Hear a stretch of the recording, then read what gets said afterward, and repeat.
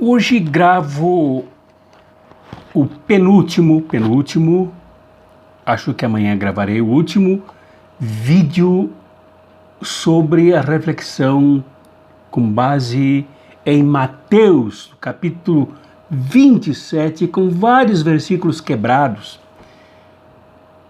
E refletirei com vocês sobre o papel dos militares na sociedade. A começar pelos soldados que maltrataram tanto Jesus. Por isso tem uma questão ideológica e também uma questão política por detrás disso. Por esta razão compartilho com vocês aqui da comunidade Cartas Proféticas.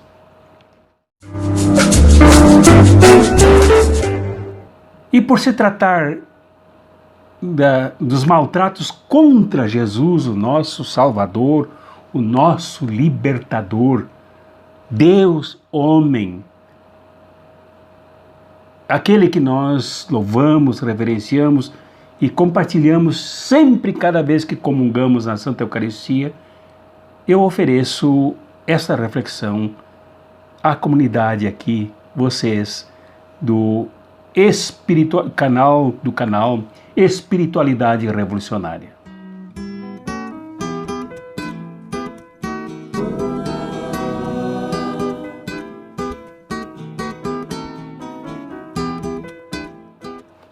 Não nego a vocês que eu sempre me impressionei muito com o comportamento violento e agressivo dos militares ao longo da história da humanidade. E também a quem servem os militares ao longo da história da humanidade. Para não fugir dos textos, hoje eu mencionarei aqui ao lado de Mateus, vários textos, quero partir dali, de Mateus, daquele momento em que Jesus parara de rezar, de orar, de vigiar com os seus discípulos, com os 11 que restaram, quando se defrontou, se confrontou, se encontrou com uma multidão enviada pelo sumo sacerdote, que comparecera diante de Jesus armada de espadas e paus. Vinham a mando dos sumos sacerdotes e dos anciãos, aqui diz, do povo. Então, Jesus se defrontou com um verdadeiro pelotão armado, pelotão militar. E para se enfrentar com ele sozinho, e 11 discípulos desarmados, não dá para falar em 12 porque o outro já se vendera, estava do lado dos sabotadores do projeto de Jesus. Tanto isso causou um impacto em Jesus, na sensibilidade deste homem de compaixão, deste homem de profunda sensibilidade inigualável no planeta Terra, deste homem de um profundo amor misericordioso pelo ser humano, incapaz de odiar alguém, que ele diz: vós viestes armados com espadas e paus para me prender, como se eu fosse um assaltante. Tal o impacto que isso causou em Jesus, e que infelizmente, fora um romantismo e lágrimas piedosas que logo somem dos olhos e do rosto, é de causar uma indignação muito grande em Jesus, um impacto, uma admiração. Em nós deve causar indignação. E Mateus volta ao problema da origem. Aqueles que prenderam Jesus levaram-no à casa do sumo sacerdote Caifás. Já falei bastante sobre ele em vídeos anteriores, onde estavam reunidos os mestres da lei e os anciãos. Mais abaixo, quando Jesus foi julgado, e que o Caifás, sacerdote, o sumo sacerdote Caifás, o condena dizendo, é réu de morte. Então, todos ali, a começar pelos sumos sacerdotes, pelos anciãos, as pessoas do culto, as pessoas do templo, as pessoas da mesa do holocausto, as pessoas do altar, cuspiram no rosto de Jesus e o esbofetearam.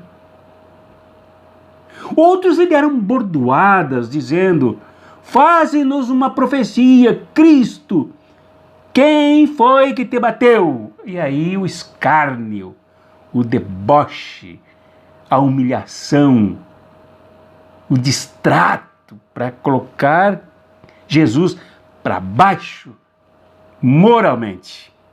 Mais adiante, no versículo 27, os soldados de Pilatos levaram Jesus ao palácio do governador. Levaram. Imagina como é que soldado cheio de ódio leva um santo, Jesus, o Messias. Como é que levou, né? Assim, com licença, enfia o braço aqui. Não, aos empurrões. E reuniram toda a tropa em volta dele. Sabe como militar é covarde, né? Como policial é covarde, como soldado é covarde. Ele não é capaz. E como é despido de raciocínio, de inteligência, capacidade de diálogo, né? Ele não vai conversar. Ele se reúne a tropa toda. Tiraram sua roupa e o vestiram com um manto vermelho. Desnudaram Jesus. É típico do ato litúrgico da humilhação. Para acabar com a proteção de Jesus, com o pudor de Jesus, tornando-o nu. Imagina quanta coisa devem ter dito sobre o corpo do Senhor. Depois teceram uma coroa de espinhos. Não era suficiente o que já haviam feito. Puseram a coroa em sua cabeça e uma vara em sua mão direita. Então se ajoelharam debochadamente diante de Jesus e zombaram, dizendo, salve rei dos judeus! Cuspiram nele e pegando uma vara, bateram na sua cabeça. Depois de zombar dele, tiraram-lhe o manto vermelho e de novo vestiram com as suas próprias roupas, certamente todas ensanguentadas, suadas, sofridas. Daí o levaram para crucificar. E não pararam os maus tratos. E chegaram ao lugar chamado Gólgota, que quer dizer lugar da caveira. Ali deram um vinho misturado com fel para Jesus beber. Esse vinho era um vinagre da pior qualidade, não era nem vinho mais. Ele provou, mas não quis beber. Se sentiu mal. Depois que o crucificaram, fizeram um sorteio ainda para roubar Jesus morto, despojado. Fizeram um sorteio repartindo entre si as suas vestes e ficaram ali sentados, montando guarda. Marcos carrega um pouco mais as tintas na descrição do comportamento dos soldados. Então os soldados levaram Jesus para o pátio, lá na casa do Caifás, dentro do palácio do governador. Não, agora aqui já estão diante do Pilatos. E convocaram toda a tropa, mais ou menos parecido aqui até com a palavra tropa em João, em Mateus, digo. Vestiram Jesus com um manto vermelho, teceram uma coroa de espinhos e lhe puseram na cabeça. Imagina a coroa de espinhos, com cravos, com espinhos cravando no couro cabeludo de Jesus, na pele de Jesus, muitos e muitos espinhos. Depois começaram a cumprimentá-lo, salve rei dos judeus! Batiam-lhe na cabeça com uma vara, cuspiam nele e dobrando os joelhos, prestavam-lhe homenagem. Depois de zombarem de Jesus, tiraram-lhe um manto vermelho vestiram de novo com as próprias roupas dele e o levaram para fora a fim de o crucificarem. Aqui Marcos já vai mais direto, levando já diretamente a crucificação, sem caminhar pelas ruas de Jerusalém. Lucas dá origem de tudo isso, como Mateus, né, que isso tudo partiu dos chefes dos sacerdotes, os sumos sacerdotes, os doutores da lei, que estavam presentes e faziam violentas acusações contra Jesus. Com desprezo. Herodes e seus soldados trataram Jesus com desprezo. Aí Herodes e Pilatos, que eram inimigos, fizeram amizade, se tornaram amigos a partir da violência contra Jesus. Nada a partir da fraternidade humana, a partir da solidariedade humana, mas a partir do ódio. Então, Herodes e seus soldados trataram Jesus com desprezo, caçoaram dele e o vestiram com uma roupa brilhante e o mandaram de volta a Pilatos. Nesse dia, Herodes e Pilatos ficaram amigos, pois antes eram inimigos. É assim que Lucas descreve o que aconteceu com Jesus. E João também tem a sua interpretação. João, o Evangelho de São João. Quando crucificaram Jesus, os soldados repartiram suas roupas, mais ou menos semelhante ao que os outros disseram. Então, eu continuo com a pergunta. Por que tanta maldade? Se estes homens que se comportaram com tanta brutalidade e violência, muitos deles eram procedentes de escravos. E muitos deles, inclusive, eram escravos. Tinham sido escravos há pouco tempo antes de ingressarem na Força Armada, na soldadesca, na guarda. E muitos deles ainda eram palestinos, eram ali da Judéia, eram judeus do povo, que batiam num irmão seu. Alguém da sua raça, alguém da cor da sua pele, alguém que caminhava pelos mesmos caminhos que eles. Por que esta gente, de repente, se descola das suas origens e se reveste de tanta brutalidade, de tanta desumanidade contra alguém tão santo, tão bom, tão incapaz de odiar? Por quê? Nós podíamos estender esta pergunta e atualizá-la. Por que militares são tão violentos, por exemplo, no Brasil, ao ponto de praticar, de implantarem uma ditadura militar e serem tão ferozes na perseguição de democratas, na perseguição da oposição, na perseguição de jovens, na perseguição de adolescentes, nos maus tratos de mulheres, no abuso sexual, nos porões, de modo covarde, que as pessoas não podiam se libertar e fugir? Por que militares se comportaram com tanto ódio semelhantemente aos soldados no tempo de Jesus, que bateram em Jesus? E por que os milicianos, hoje em expansão no Brasil, chegam a ter para eles um presidente-chefe dos milicianos, ou subchefe dos milicianos, ou um mandado dos milicianos, capazes de odiar, de matar uma juíza desarmada quando chegava em casa, uma jovem bonita, uma jovem inteligente, uma democrata no Rio de Janeiro, assassinada pelo ódio, capaz de matar uma vereadora tão cheia de bondade como Marielle Franco,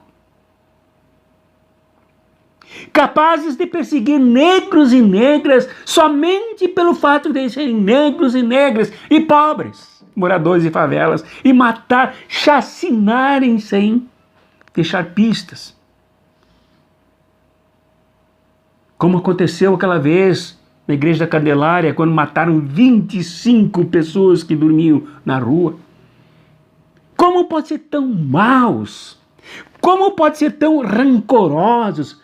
Como podem se aproveitar da força que só está do lado deles de maneira tão covarde, eliminarem, genocidarem as pessoas? Eu fico impressionado, sabe? Então, voltando aqui à origem, para tentar explicar, tentar entender isso, livres aqui daquela linguagem religiosesca, né? Que Jesus foi morto porque já estava previsto pelos profetas. Não, isso é passar por cima das causas. Isso é ser irresponsável com Jesus e com a fé. Bom, aqui no caso dos soldados, que se descolaram da sua realidade, do seu povo bom, do seu povo trabalhador, do seu povo explorado, para se tornarem essa barbárie em que se transformaram, eles se revestiram da ideologia da classe dominante, representada aqui pelos sumos sacerdotes, pelos anciãos, pelos fariseus, que já usaram soldados lá no templo, na casa do sacerdote maior, o chefe do sinédrio, do conselho, para espancar Jesus. Em nome da religião. Pretensamente, no fundo é em nome dos grandes negócios, dos grandes interesses. Né? Como eu disse em vídeos anteriores, esta casta de sacerdotes era apenas uma usuária da religiosidade a favor dos interesses dominantes de Roma, com quem atuavam de mãos dadas essa casta dominante também da Judéia, judeus. Perverteram a tradição e a religiosidade. E depois Pilatos, esse vacilão, que vacilava entre a mulher, a consciência, a sensibilidade, o povo, os interesses e o medo. Ali também estava a origem de tanta violência praticada pelos soldados, pelos militares, que podiam bem ser chamados de milicianos. E Herodes, né? Esse aqui é filho daquele primeiro assassino que perseguiu Jesus, que degolou João Batista, que deixou as sementes do ódio no Herodes, que depois, segundo conta Atos dos Apóstolos, morreu bichado para todo mundo ver. Contaminado não por coronavírus, mas por um bicho, por vermes que saíam por ele, corpo afora. Então, ali está a origem, nos grandes interesses, que na verdade se tornam pequenos para o povo e grandes para os poderosos. Eles têm o poder de deslocar a bondade da alma desses rapazes, desses jovens, e transformá-los em monstros. Por isso que é necessário a gente pensar, refletir, e não ser só rato de igreja ou morcego que batem asas, louvam e não sabem do que falam, e não se posicionam no mundo e na sociedade. Aqui é a origem. A origem na casta religiosa e na casta econômica e política do Império Romano.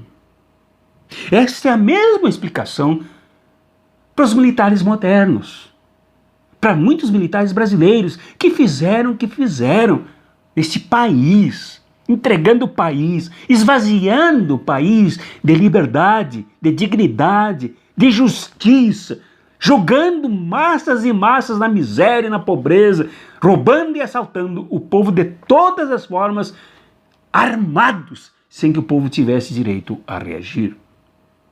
É a mesma.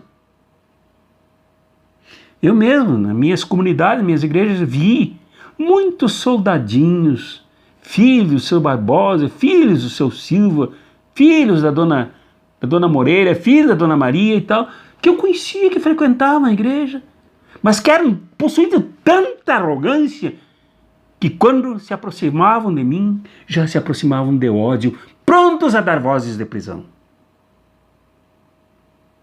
Muitos comiam na minha mesa, na casa paroquial, na casa pastoral, para depois sair dali para trair, tomados pelo ódio, tomados pela ideologia dominante, tomados pela insensibilidade política daqueles que oprimem.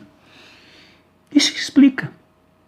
Dizer assim que é demônio, que isso é coisa de Satanás, é conversa que não analisa. É superstição que não analisa. É preciso ir mais ao fundo, aqui mesmo, nos entrechoques humanos. É ali que precisa explicar. Eu não aceito esse ódio. Me lembro em Uruguaiana, no Rio Grande do Sul, onde eu trabalhei por muitos anos, estudei e trabalhei depois, fui professor da escola estadual, da rede estadual, principal escola da cidade, que um carro atropelou a moto de um pastor batista, meu amigo. Era estudante da mesma escola onde eu tinha estudado antes, da qual voltei a ser professor. E o carro fugiu.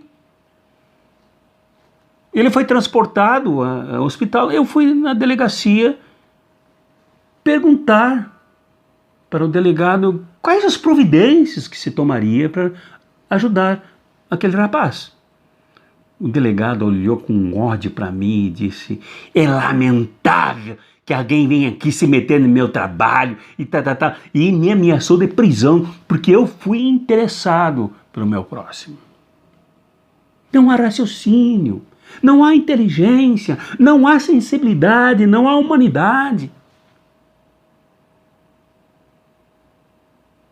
Isso explica o discurso no Brasil do ódio que predomina na presidência da República, com discriminação, com exclusão, com desrespeito, com humilhação do povo brasileiro.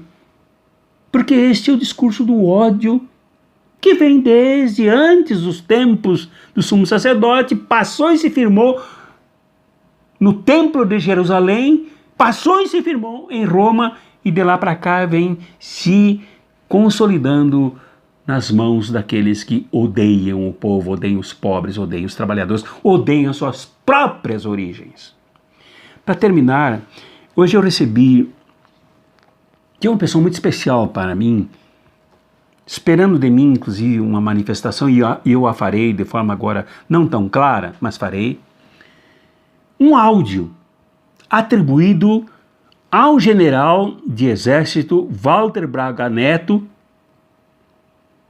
E esse senhor, chefe da Casa Civil da despresidência da República do Brasil, e chamado presidente operacional do Brasil, né? Essa confusão que está aqui no Brasil, puro ódio, né? Se impondo sobre o povo brasileiro.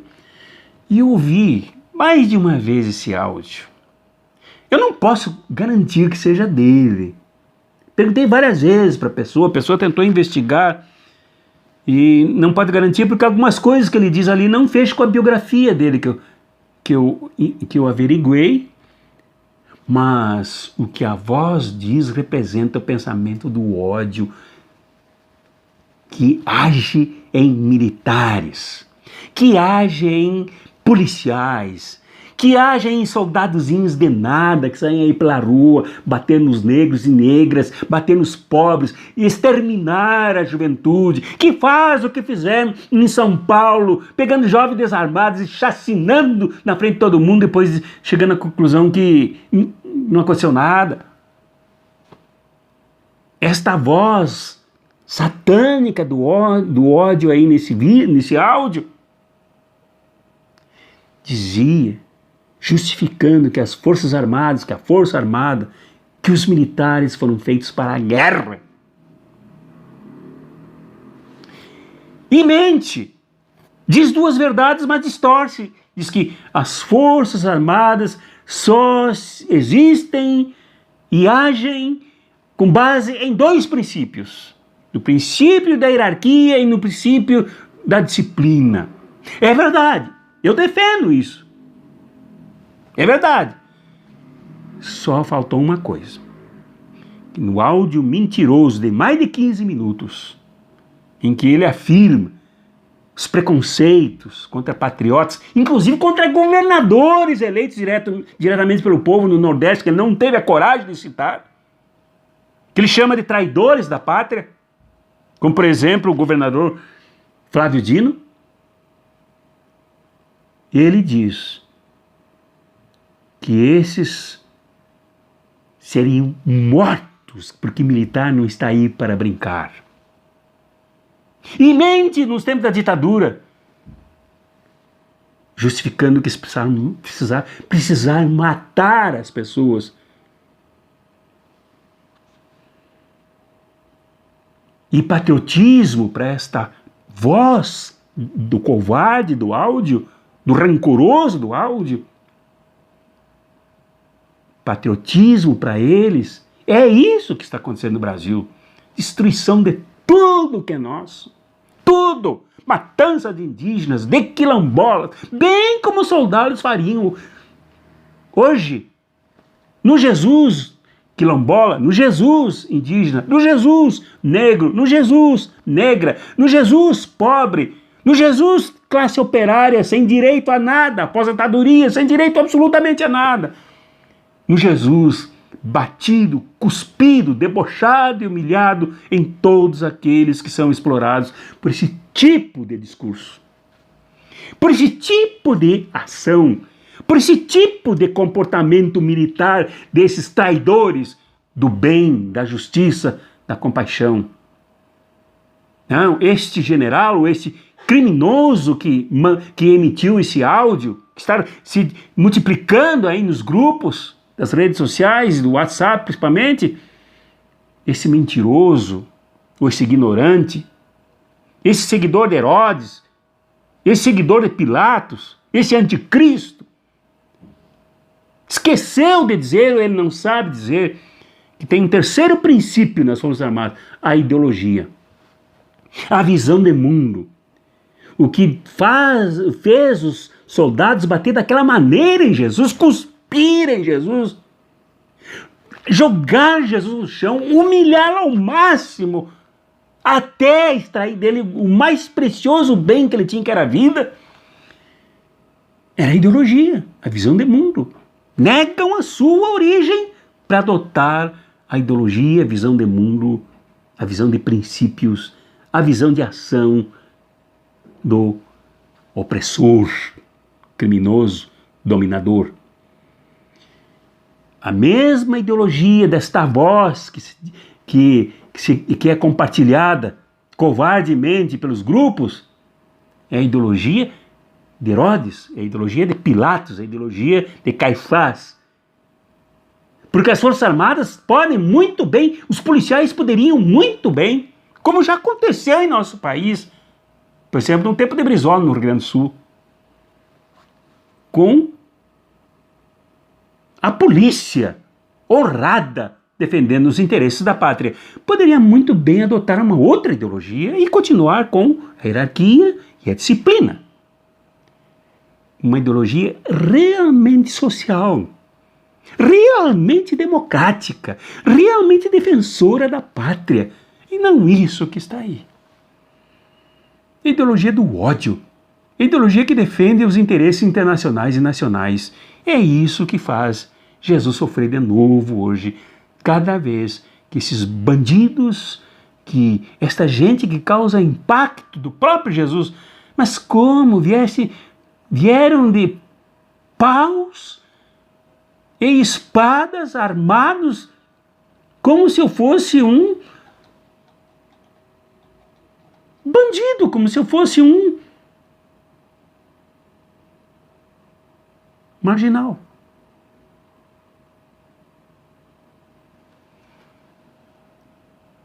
Se a gente quiser compreender isso, conversemos com pessoas que sofrem de policiais. Eu tenho muitas histórias para contar para vocês de como fui tratado durante a ditadura. Sei o que Jesus passou. Sei o que Maria Madalena sentiu quando viu o seu Salvador, o seu Libertador, o homem que mais a livrou de todos os males. Viu cada pancada que Jesus sofreu. O que a sua mãe Maria sentiu? quando seu filho era espancado e jogado no chão, como foi? O que uma mãe sente quando seu filho é chacinado na frente da família por milicianos, por bandidos criminosos, a serviço disso, matando Jesus cada vez que isso acontece?